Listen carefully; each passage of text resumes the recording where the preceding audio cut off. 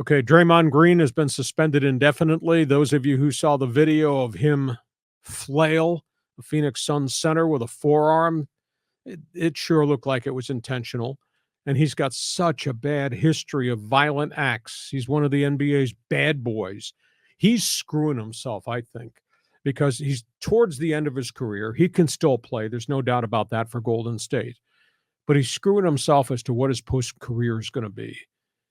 Well, maybe that's not true because Charles Barkley's a loudmouth on television and Draymond Green's a loudmouth, so maybe he's not screwing his TV career. But they got a real problem with him, and now the league has suspended him indefinitely.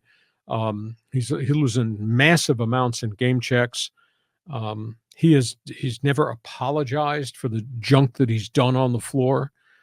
I mean, the flagrant forearm hit the Phoenix Suns guy in the neck and was a real brute force hit. And of course, last year he punched one of his teammates in the face in practice. The whole world has seen what he did to Jordan Poole. And he runs up these bills with technical fouls and ejections, and he's out of control. Steve Kerr said Sunday, we're not punishing him.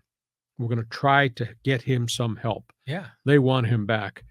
But is he beyond help? Because it just emotionally, it's like he's eroded to the point he's almost like a thug waiting for the next incident to happen. So they got the Golden State thing.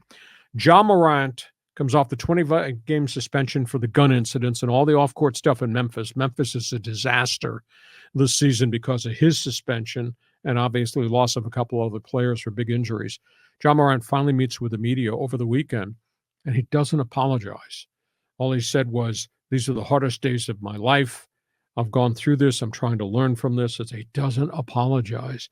And nobody in the media, I mean, if you're going to go to a press conference, John, you're going to ask the pertinent question. If I were sitting there, I'm asked the question, we know your track record. We know how you got yourself in trouble multiple times with guns. Ja Morant, are you going to separate yourself from your posse? Because your posse seems to be part of the problem with your decision-making. Nobody asked that question. So he comes back. He will play Tuesday night, and he will try to salvage their season. He's trying to salvage his reputation. He's gone through counseling. He's saying all the right things. But he said all this before when he was suspended last year by Adam Silver, the commissioner. So you're going to solve Draymond Green, and what do you tell Ja Morant? Well, the Draymond Green thing, it's one thing to be a loudmouth, and it's even another thing to be kind of a hothead to get in fights. Green is way over that line. To me, he has personal, psychological issues. Anger management. Well, but it's not just the anger management. That's just how he reacts to it. I think he has self-esteem issues, because if you don't feel confident in yourself, then any threat to you, you want to fight back. So I think, he has some serious homework to do with a therapist. And then as it pertains to Ja Morant, I just want him to be the star that he was meant to be, because he's so dynamic. He's a lot of fun to watch.